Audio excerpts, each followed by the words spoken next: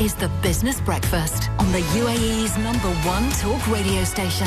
Dubai Eye 103.8. Where we are talking March Madness this morning. That is the headline of the latest Property Monitor report, which shows that last month was the strongest March on record for Dubai real estate sales and the fourth strongest ever in terms of busyness.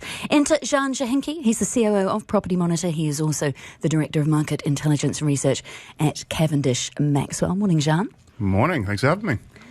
I thought Ramadan was supposed to dampen property sales. What happened? Yeah, there's no Ramadan effect. March Madness indeed. Transactions, like you said, all-time record, cresting over 12,000 for the month. Fourth highest month we've ever had. Second pretty much only to the 3 months we had in Q2 2009. Which is a real way back. So in the current market cycle, way ahead. What's happened? Simple, off-plan. It's through the roof. Launches, sales, everything, that is really what's driving the market now. Is there a worry that comes with that? Always.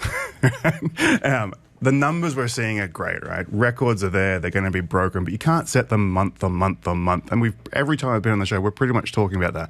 It's a new monthly record. It's a new quarterly record. There's so much supply coming into the market, and right now it's being absorbed, right? So developers have launched about, in the first quarter, just over 20,000 units have come to market. And from the big developers, a lot of that's being sold out at launch. I mean, Damac and St. Emar are selling out 40, 50 minutes at launch. This is the good old days. Some of the smaller developers in second-tier locations taking a little longer to sell. What we don't want to see is unsold inventory rise, where a developer doesn't sell out in, say, 2, 3, 4 months, right? The big developers will sell it quickly. The smaller ones always take time. We don't want to see that supply mount and get to a point where we start to see slow absorption and just too much inventory come on. But presumably we don't want to see flipping either. No, we don't. Well, yes and no. We don't want to see early stage flipping. We don't want to see someone buy today and expect to be selling it in 2, 3 months, 6 months, even a year from now, right? Unless that project is coming up for a handover relatively soon. So the flipping that we're seeing, the majority of it now that we're seeing, is stuff that I'd say late stage. Right? So it's something that's within a year of handover. And they're paying a premium because someone's bought it, they've waited 2 years, the market's appreciated, and you're paying that premium because it's almost ready. And given the significant lack of ready properties right now, there's demand in that sector. So when do we worry about oversupply?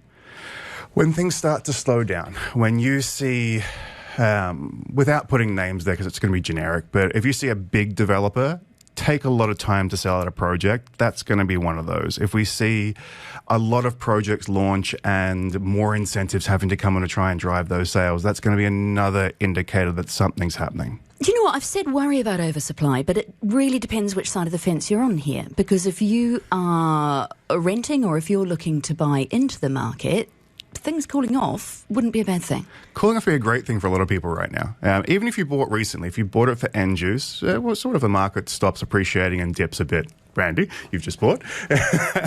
It doesn't matter. You're using it for end use. One of the things that we're starting to see now is there are handovers taking place. So projects that launched 2, 3, 4 years ago, construction cycle is done, they're starting to hand over, and it's taking some pressure off the market, mainly in the rental market.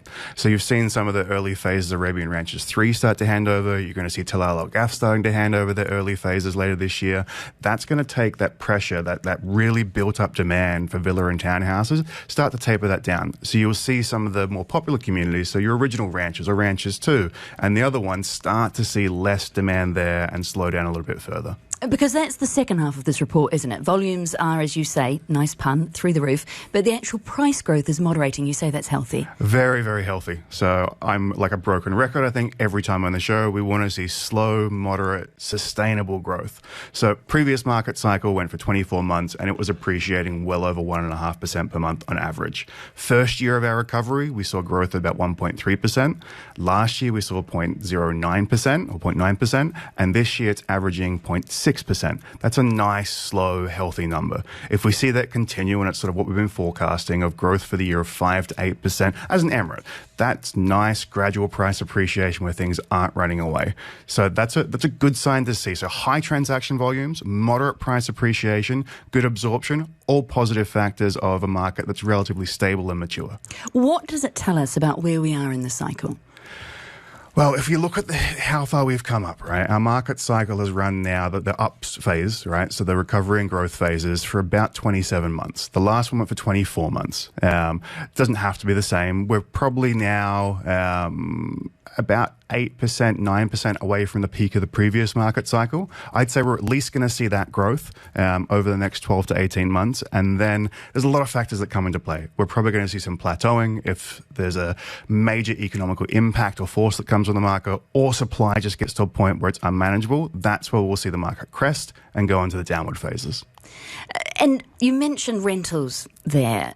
And that's one of the pieces of, and again, it depends who you are in this report, but that could be one of the pieces of good news for renters, that you are seeing a bit of a plateau there. Finally, a bit of respite for renters. I mean, yields have started to flatten out, right? They've plateaued, and that's because you've seen price appreciation run away. That's plateaued out, and now you're not seeing those rents really increase. They are in some communities, but not all. So they're starting to plateau. So those yields are staying relatively stable. More rental inventory coming on, more handovers coming on. That's going to take some of that demand, that pressure off the market, and then keep prices where they are. Potentially see some downwards pressure on those rents, but probably not for another 12 months as far as pricing goes. Availability, expect that soon. Are we immune to interest rate rises when it comes to mortgages? Because at the same time that this is tracking on, interest rates have been going up. If you look at the headline numbers for mortgages, it paints a picture that's just odd. Last month was the strongest month ever in Dubai for mortgage transactions.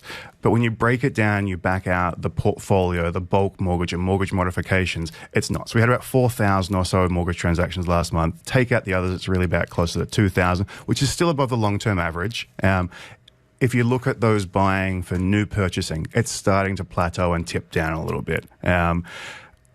Interest rates, we're probably going to see a few more hikes throughout the year. Don't expect rates to come down anytime this year. Early next year to mid next year is when we're anticipating to see rates come down.